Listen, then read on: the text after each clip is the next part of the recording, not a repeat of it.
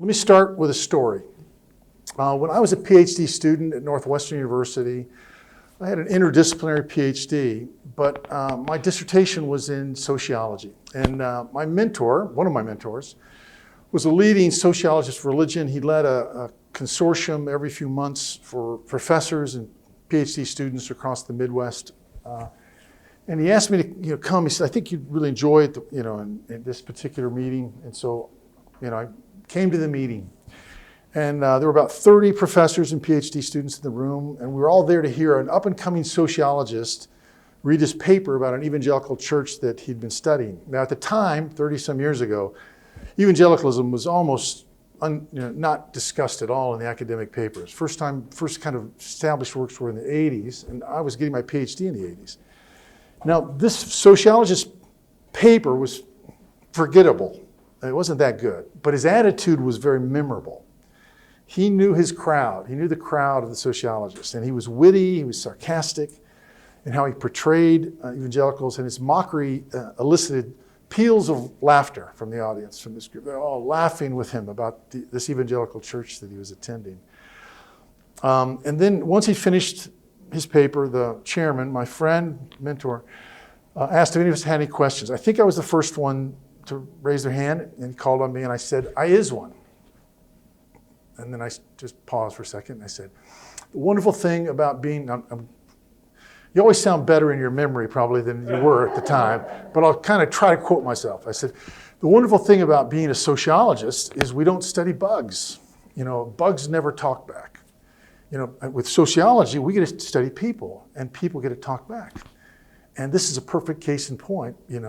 I'm one of the bugs, because not only am I an evangelical, studying evangelical church, I actually attend the very church you've just talked about. And I'd like to give you some perspective on it.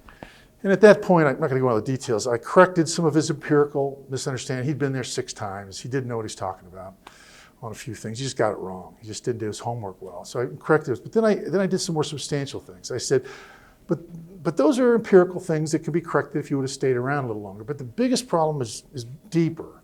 He said, in my understanding of practicing sociology, you have to have empathy.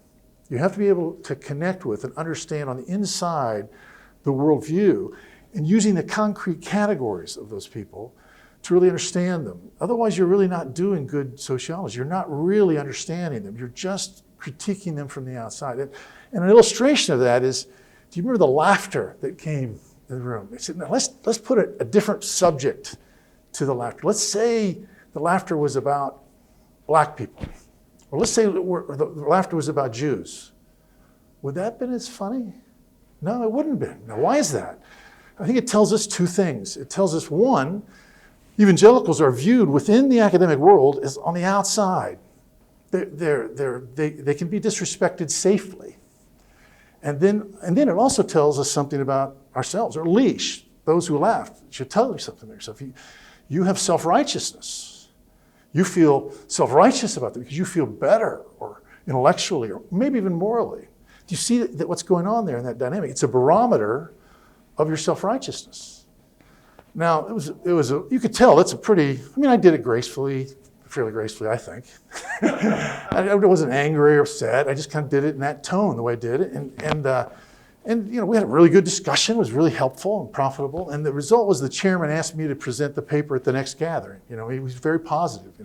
So they were willing to learn and get feedback. But the reality is, my experience has been, I've studied philosophy, history, theology in the academic world, and that's the attitude that's often there in the academic world I'm in, is a mockery, a negative attitude, suspicion that evangelicals can be safely mocked. Okay, so when a PhD student is coming into this world to be trained, they have to realize they're coming into Mars Hill. Mars Hill, what was Paul's response to Paul? Some asked questions, some believed, some mocked him. Okay, the majority probably mocked him. Okay, we are stepping into modern Mars Hill when we go into academia. We have to realize it's not a neutral environment in most of our settings. And I'm going to describe to you what my experience has been, both in the US, but also as I've traveled around the world. I've taught in Asia, I've taught in Europe, and I'm going to give you experience, kind of my experience. I'm going to start with a pretty long quote. You got to be patient with me while I'm using it. Alvin Plantinga has probably been the most influential philosopher of religion from a Christian point of view in the last 50 years. When he started, there were 3 PhDs in universities in America who were Orthodox Christians. By the time he retired, it was estimated it was 10 to 15% of the philosophy departments in the United States were theists of some variety. So he had a profound influence on the discipline. And this is part of his inaugural address as I think in his chair when he became a chair at Notre Dame. But this is what he said. He said, consider a Christian college student from Grand Rapids, Michigan, say, who decides philosophy is the subject for her. Naturally enough, she will go to graduate school to learn how to become a philosopher. Perhaps she goes to Princeton or Berkeley or Pittsburgh or Arizona. Doesn't much matter which. There she learns how philosophy is presently practiced. This is the end of the quote here, but this is really important. It is natural for her, after she gets her PhD, to continue to think about and work on these topics. And it is natural, furthermore, for her to work on them in a way she was taught to, thinking about them in light of the assumptions made by her mentors, in terms of the currently accepted ideas as to what a philosopher should start from or take for granted, what requires argument or defense, what a satisfying philosophical explanation or proper resolution to a philosophical question is like. This is a key part, the last paragraph. Just stick with me here. She will be uneasy from departing widely from these topics or assumptions, feeling instinctively that any such departures are at best marginally respectable. Philosophy is a social enterprise, and our standards and assumptions, the parameters within which we practice our craft, are set by our mentors and by the great contemporary centers of philosophy. This idea is a social enterprise. Academia is a social enterprise. When Plantinga described philosophy, it's just as true in any other academic arena. I don't care what the topic is. You name the topic, it's a social enterprise. We learn, we're mentored, we're trained, we think, we write, we do research in social communities with our peers, and most influentially with our mentors. The intellectual, social, and moral norms of our community shape us in profound ways, often ways that we don't understand. So today I'm going to do a kind of a thought experiment. I'm going to kind of play out for you how that happens. How does the social enterprise of academia actually influence us and shape us? I'm going to use sociology as my lens to do that. You can look at different aspects of reality with different lenses. Each, in my view, you can look at history lens. It gives you like a magnification by 10. Or you could do, looking at sociology, magnification by 50. It doesn't, but the point is you're looking at different things, and different things come into focus when you use different academic categories. In my understanding, sociology is useful to look at these kinds of things that are social enterprises, how society impacts individuals. Sociology is particularly helpful for this. How does the social enterprise of academia actually influence us and affect us? Now, a couple comments on this. When people think about sociology, two of the categories is functional analysis of it. What is the intended consequence of a PhD program? That's pretty easy to realize. It's so that somebody gets a PhD, they become a member of the academic club, they can get a job, they can teach, they can research, they can do their work. In other words, that's the goal of what's called a manifest function in the categories of sociology, the intended outcome. But there are unintended consequences to getting a PhD, and that's what we're going to be looking at. If you look at the idea of a tide, you think if you've gone to the beach, you can see a tide. There's high tide when the water comes up to a certain point, and there's low tide. But there's something else that goes underneath the water. It's called a riptide. Okay, all of a sudden, it's not measuring what you can see. You can't see how a riptide works. Typically, typically it's hidden in the water, so you can swim out, and all of a sudden, this riptide takes you out to sea. Many people have been drowned, swimming along as good swimmers, and they try to fight the riptide, and they don't make it because they don't understand what's going on. It's this thing that's coming underneath them and coming under the water and pulling out. And that's what I think we're seeing in some aspects of academia. is we're seeing that there is a riptide that's occurring, and there's unintended there's consequences to people who are coming in with a conscious, chosen commitment to Christianity. Now, from a sociological point of view, the term that's referred to a guy that I'm going to call Edward Evangelical, a young PhD student that goes from undergraduate to get their PhD. This is Edward Evangelical going off to get their PhD. When sociology, the term for that explains that a child is learning a language, they're acquiring morality, what's virtues and vices, they learn how to relate to others, how to build relationships, they're given a sense of identity. All that happens within socialization. But what I'd like to suggest to you is that a PhD program can be what's called a secondary socialization. It can almost have the same impact as a primary socialization. You learn a morality. You learn a language.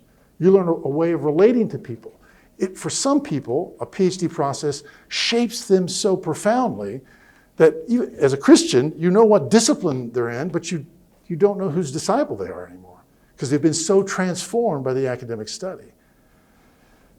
So from my point of view, I think we need to look at this and say, how does this happen? How can somebody be impacted, shaped, influenced by the academic study process? And I don't think it's just for PhDs. I think it happens all the time for undergraduates, people going off for undergraduate studies and their peers and their teachers, and there's the same kind of process. I'm focusing on PhD here, but the same thing's happening across the board. I think the greatest way that the spread of unbelief, and I'm just going to say one comment on about it, it's the greatest opponent for the gospel. It's gone from less unbelief, meaning atheists, agnostics, and those who say none of the above. When a survey question says, what religion are you? They say none of the above. That group has gone from less than 1% of the world's population to 15% in 100 years. I mean, that has blown away any other growth. It's the fastest growing religion in the world is unbelief, okay? And so, evangelicalism has been the fastest growing historic faith. It's grown by 122%, going from 4%, 4.5% to 11% in that same time period. So we think we're doing really well, but in fact, unbelief has blown past us. And what I'd like to suggest is the way that unbelief has grown is through education. This process of education has been the process by which unbelief has spread this pandemic. So we're living in the middle of a spiritual pandemic that's not been recognized for over 100 years. So how do we understand it? I'm going to have to use some language that's sociological language, but just put up with it. I'm going to talk about these phrases and I'm going to unpack what they mean, so you don't have to worry about it. But why I'm using them is it gives us the lenses to understand Edward Evangelical's experience. Okay, so first one, pluralization and privatization. Just to remind you, what you already know, universities are institutions of learning and knowledge in our pluralistic societies. Almost any belief that's in the society is present in the university. Part of the consequence of so many different world and life views is that many people are exposed to things that they didn't believe, before coming to college as an undergraduate. Now, just think of somebody growing up in the Sunni Muslim world of Saudi Arabia. There's only one public religion. There's only one accepted interpretation of it. Evangelism from a Buddhistic or Christian or any other religious point of view is outlawed. It's outlawed. You can't do it. In this situation, there's little to no choice. There's very little choice. You're socialized into it, and there's not an option of choice. But what are the consequences of pluralism on someone like Edward Evangelical guy, this figure I'm talking about here?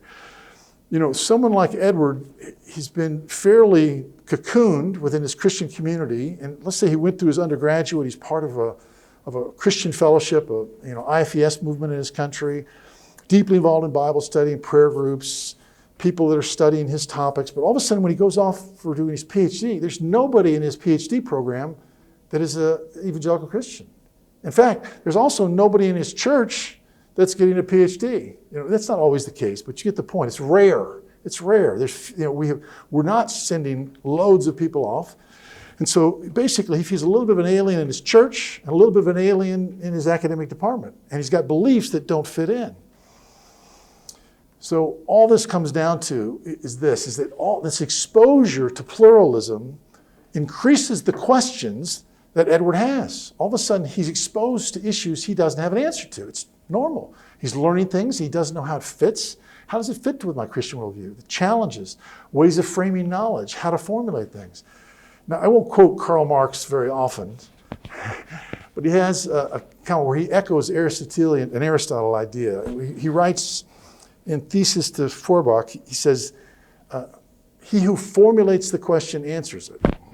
So if you read Karl Marx, and if you accept the way he defines issues in the first 25 pages, you're a Marxist by page 25. Because you've accepted the way he framed the question, okay? And the same thing's true to some extent in all of our academic disciplines.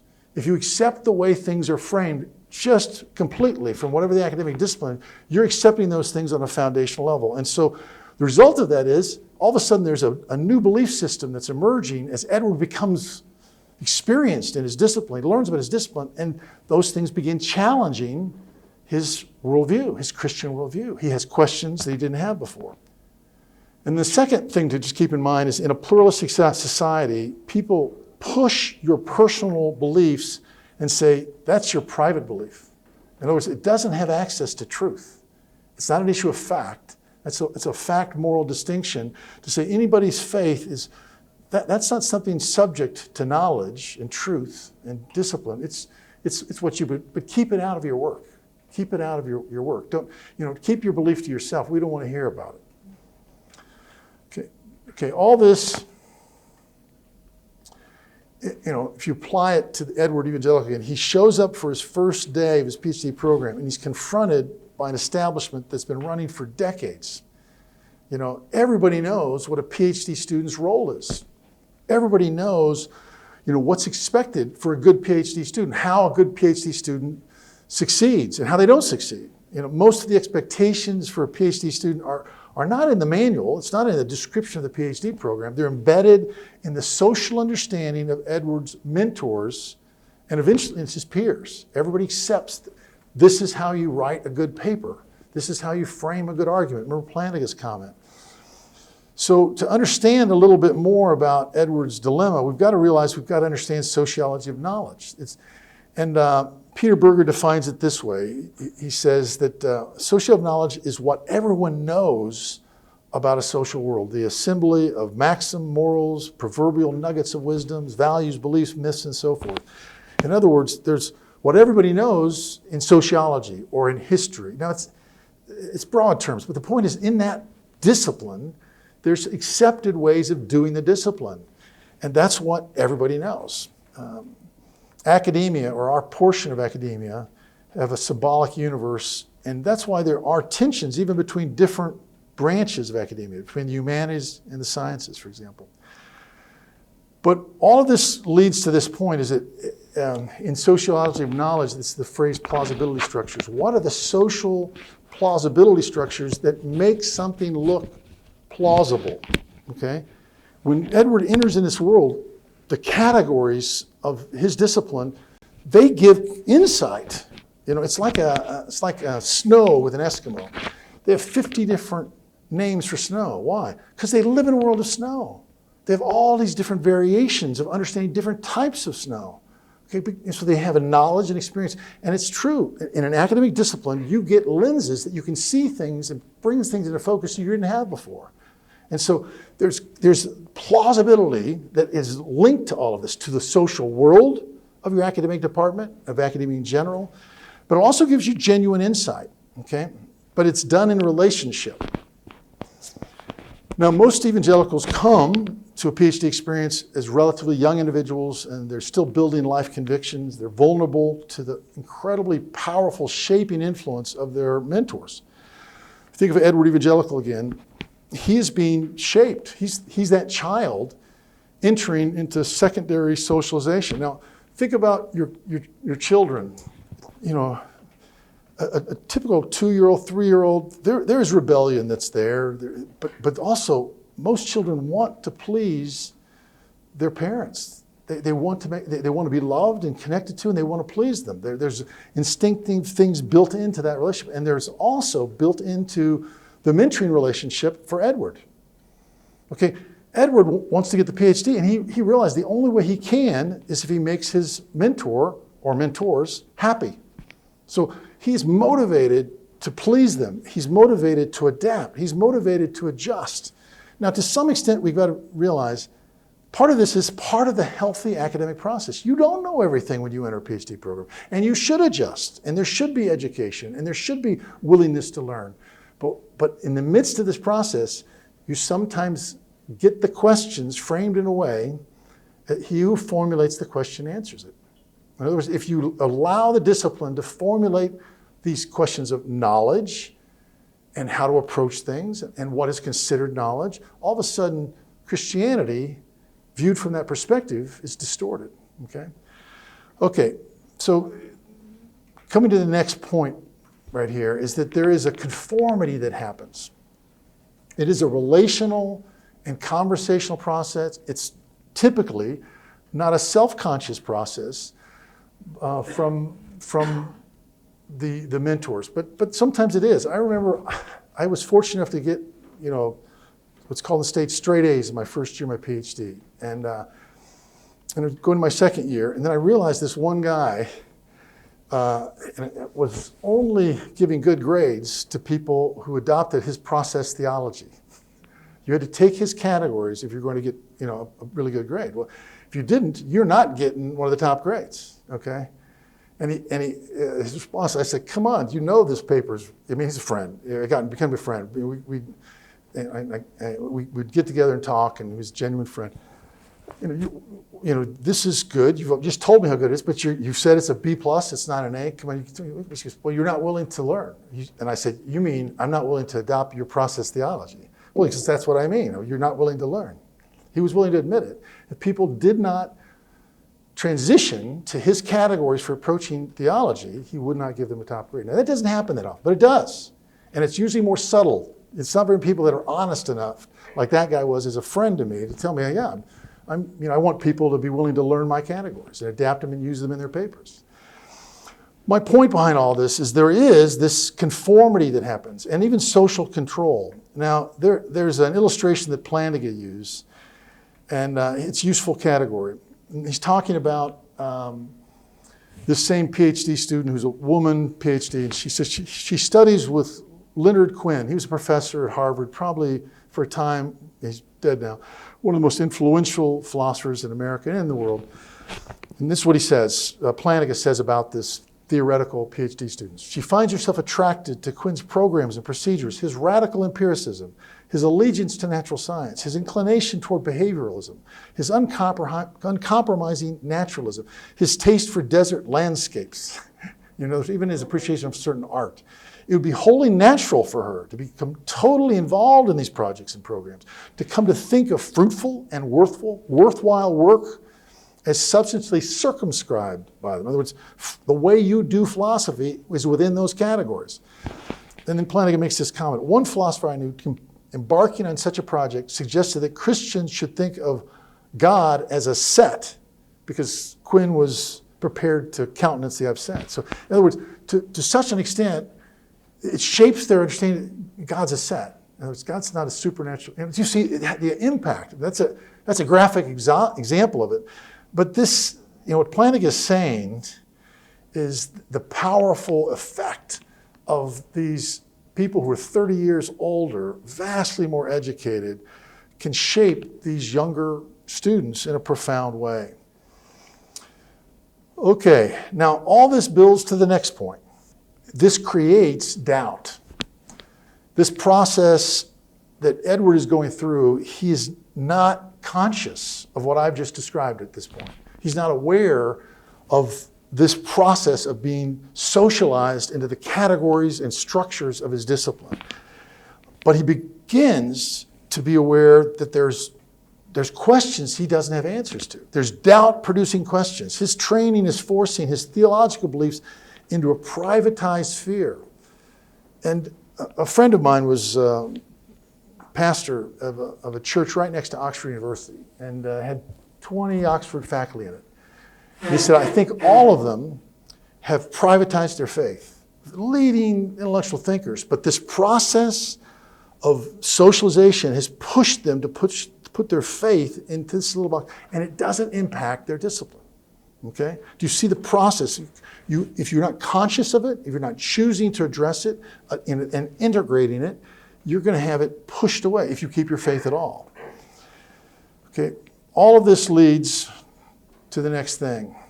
One more comment on this, is that I think academics are better at studying their subject than they are at studying themselves. I don't think most academics are conscious of the way things are impacting them. I think they're very good analytically, they're gifted analytically, usually gifted writers, ability to frame things, to make arguments, but they don't understand how things are impacting them. And there's an old Chinese proverb, I'm still assuming that I'm going to find it in the Bible someday, but I haven't found it yet. It says, if you want to understand the water, you don't ask a fish. In other words, because you're seeing with the water, the fish is seen through the water and experiencing it, it's really difficult to understand the water. And the same way, someone experiencing this, it's very difficult to become self-conscious. And a lot of seduction is not a conscious process. And this leads to this issue of why is this so powerful? It's a slow, not conscious process on the part of the seduced individuals. There's no blunt effort, usually, to get Edward to jettison their faith. It's just this socialization that happens. But why is it so powerful? Academia is a social institution and a structure that's been created and maintained over decades of experience. Remember what we talked about, sociology of knowledge? Everyone knows how to do this discipline. Everyone knows how to make an argument. How that particular discipline is supposed to function. Everyone knows what a PhD student is supposed to do and how to do it. Now, we all want to fit in. If you're in a PhD program, you want the PhD. You want to join the club. You desire to do that. You use those skills and abilities that you have, and so it's not a purely psychological process, although that's part of it. It is this sociological process of pushing us toward this. Now, all of this we're almost done with these categories, but a couple more I'm going to give to you. Just to kind of unpack it a little bit more, is that my experience is many young evangelicals are swept off their feet by this process, by the questions and the agenda of their intellectual community, of whatever discipline they're in. They are a cognitive minority, and few people within their discipline or their world, academia in general, accept their convictions, their theological convictions. And most PhD students are unprepared for it. They're unprepared for this process. Now, this is something that I think you can give different illustrations of it. One that Plantinga talks about is logical positivism. That was way back in his early part of his career that said, anytime Christians made affirmations that were not directly connected to empirical data, they were nonsense. And for a time, Christians had no answer to this, no answer to it. They weren't able to respond or deal, and eventually it was discredited and shown that it was intellectually inconsistent itself, because even the assertion didn't have any empirical data in it, in the assertion. So this logical positivism fell apart in its own thing. But the problem is, you accept the question, you don't challenge the way things are framed, you're left with the question. You become the Marxist if you don't challenge Marx's categories, if you don't challenge Marx's definitions. Now, all of this leads to what in sociology is called annihilation. The sociological theory for destabilizing someone's worldview is annihilation. It comes from the word nihilism, the philosophical belief that rejects the existence of meaning. By destabilizing someone's worldview, you push them toward this nihilism. Now, Peter Berger, who's a sociologist, says, quote, when you lose meaning, you have what's kind of anomy, the idea of nomos, the idea of law, and you have no law. In other words, it's his words, a condition of rootlessness, disorientation, no longer feeling at home with the world. So Edward Evangelical is beginning to not just have a privatized belief, not just have a belief that's challenged, not to have just doubts, but he's pushed toward giving up his faith. Do you see the natural process of giving up the faith? Now, it's not automatic, but it happens. Now, all this comes to the idea of questioning truth itself. In my department of sociology, where I did my dissertation, there wasn't a single professor that hadn't been divorced at once. Most of them had been divorced twice. One of them was divorced 3 or 4 times, and one of his wives killed him. I mean, it's just, why? Because they didn't believe in truth. They didn't believe that you have to persevere in a relationship. They didn't have some criteria of ethics that said, no, once you make a commitment, even though it's difficult, you persevere through it. It was a natural consequence of their moral beliefs that they accepted from sociology. If everything's relative, then there's no reason to persevere in a relationship or commitment. So all of this leads toward this pressure toward relativity and even towards cynicism. The instinctive response by somebody who's being trained in any academic enterprise, when they hear an argument, they'll say, yes, but. Yes, but. That's the instinctive response. Why? Because they've been trained to think well, carefully about the discipline or the topic, and they'll say, I don't like the way that's framed. Yes, there's some things, but yes, but. Part of it's the analytic gift that they've received and that they've been developing in their academic work. There's nothing wrong with that, but embedded in that is a disbelief in any type of truth. There's no way you can articulate truth if you're constantly suspicious of any assertions.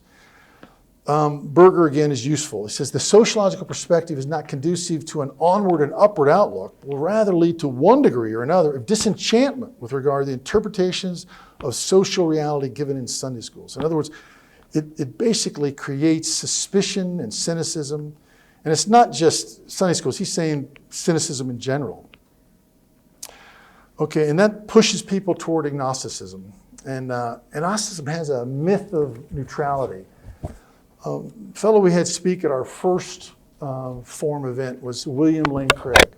And Bill Craig is an apologist, very effective. And he'd go around and debate leading atheists. And he told me a number of years ago, because I'm finding it really hard to find good debating partners.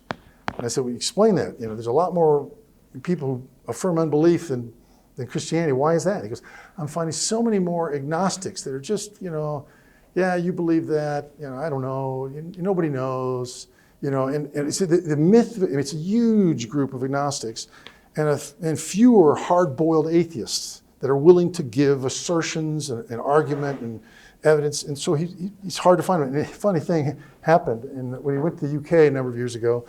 All of these atheists who said, I'll debate anybody anywhere, like Dawkins and all these guys said, I'll debate anybody anywhere, and he came and they all turned it down.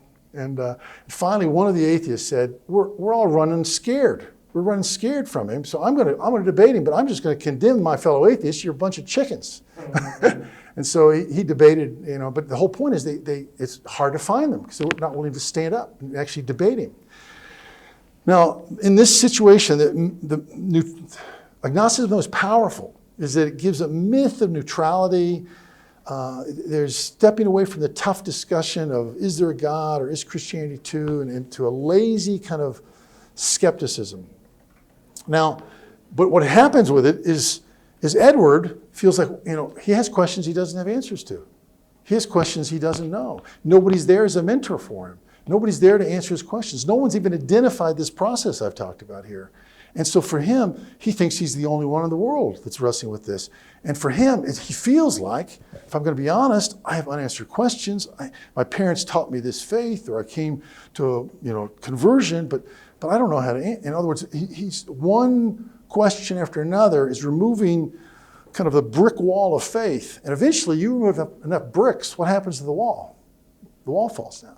Okay, and that's there's a plausibility to the academic world, not necessarily intellectual credibility, but plausibility because of the social reality of that world. So how do we respond to this? I'm going to be kind of bringing it to close. How do we respond to this process of sociological seduction?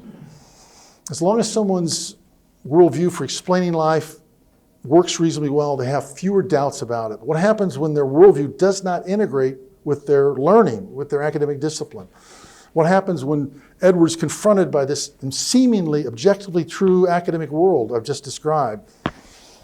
A cognitive dissonance. Cognitive dissonance is a term to describe a tension between some set of beliefs that you have. In this case, between Edward's private religious beliefs that have been privatized and his professional academic world and its beliefs. The tension we hold between two different and very conflicting sets of belief systems. The word doubt has its root meaning of being in two minds. It isn't the word of unbelief, it's two minds. In other words, it's between belief and unbelief. It's another way of describing this cognitive dissonance. It's not a good place to be, but it doesn't mean it's bad. L'Abri has the principle, an honest question deserves an honest answer. An honest question, honest. But this process of answering people's questions, that's partly what Jesus did. But he didn't have any patience for people that were asking questions dishonestly. You look at the arguments he has with people in John, and eventually it says they went away from him. They never asked him another question. Why? Because he destroyed them in these debates. It's debates that's going on there in John. It's an intellectual debate that's happening.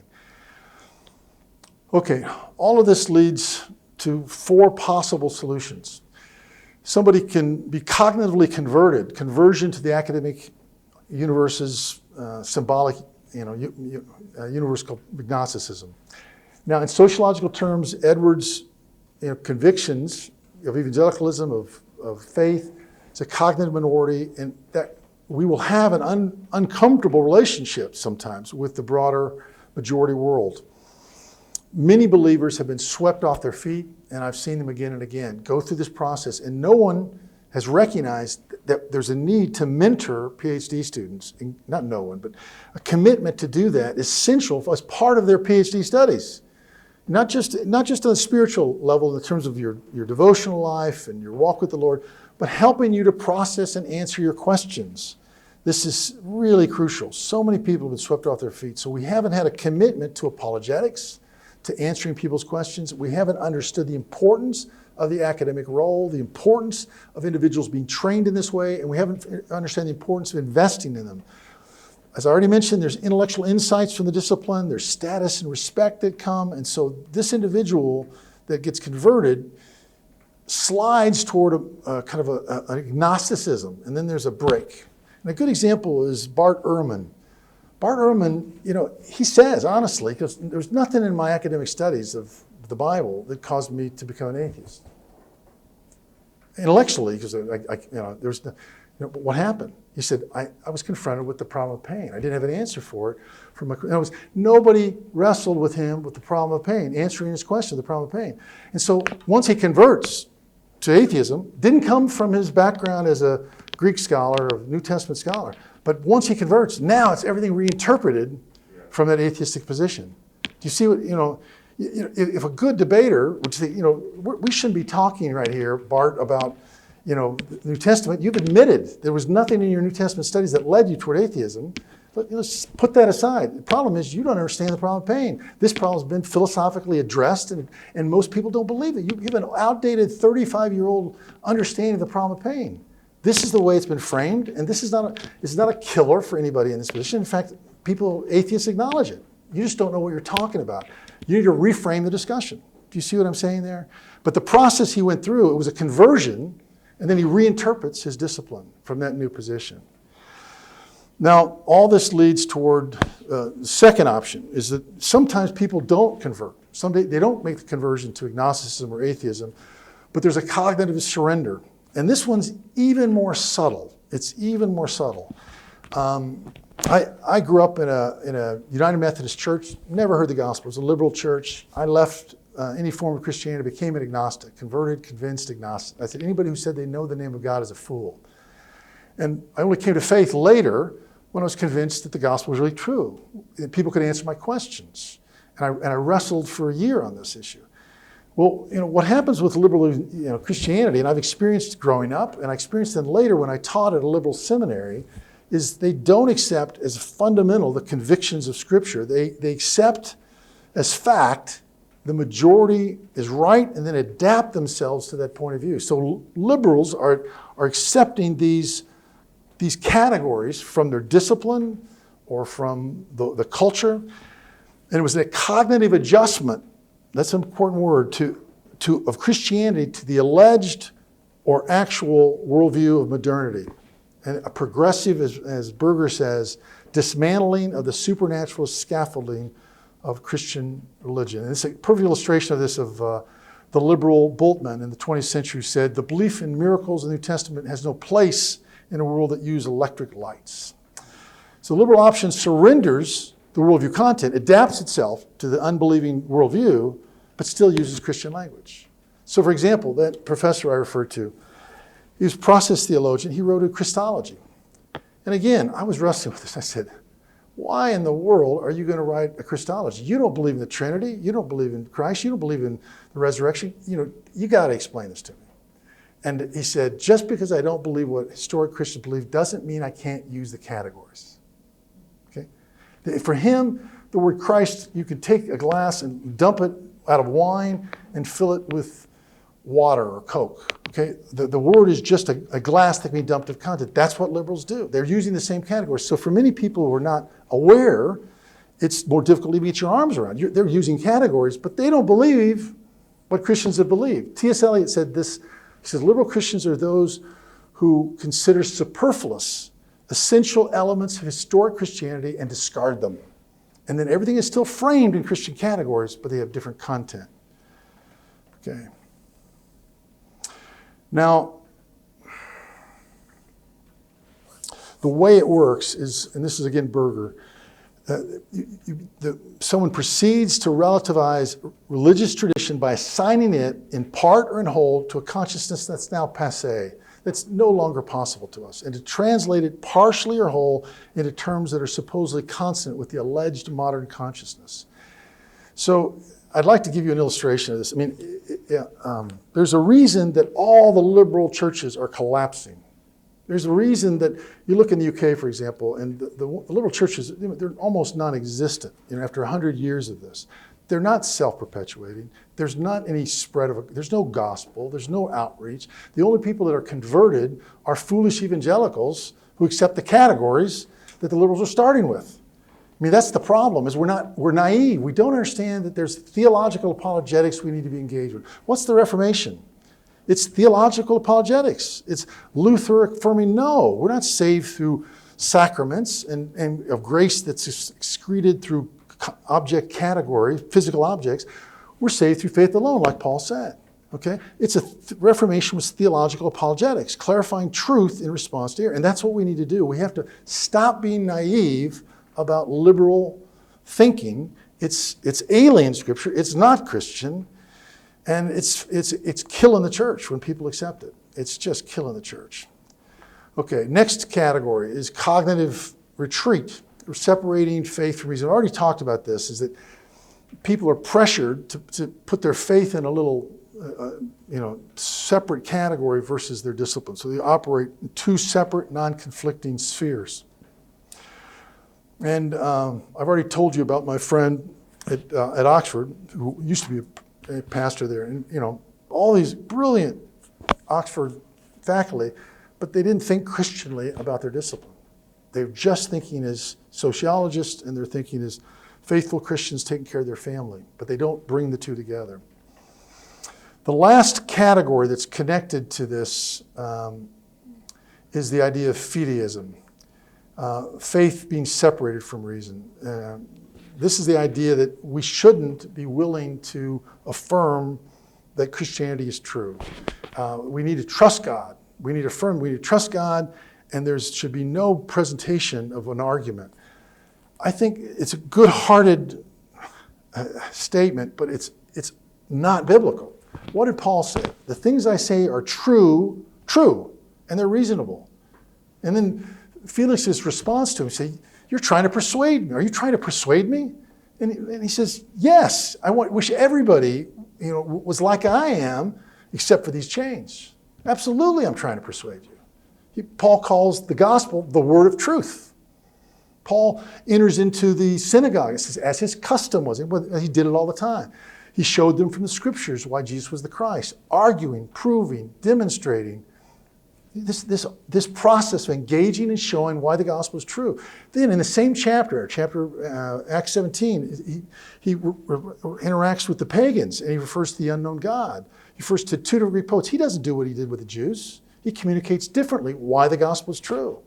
Let me explain to you. You're deeply religious because you're the unknown God. He's communicating persuasively the gospel is true. We need to recognize that we need to be confident and stand on the truthfulness of God's word and the truthfulness of the gospel.